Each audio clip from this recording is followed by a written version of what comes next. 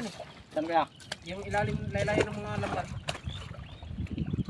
Para madidiin habang hinihila, madidiin.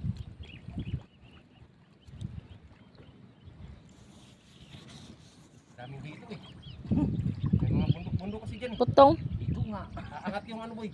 Doon. Boy. Yan o. Yan o. Huwag mo iangat. Ikayot mo lang. Para hindi siya maangat.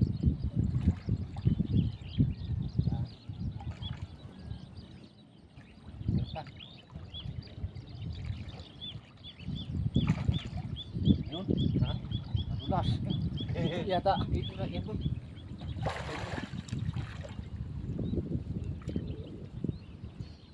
Yun o. Salot na niyan boy.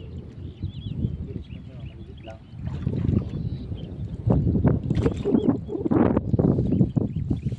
Pato. Ano ba ganun? Malilit lang. Halo pa. Oo. Ito abit mo. Oh. Nagandi.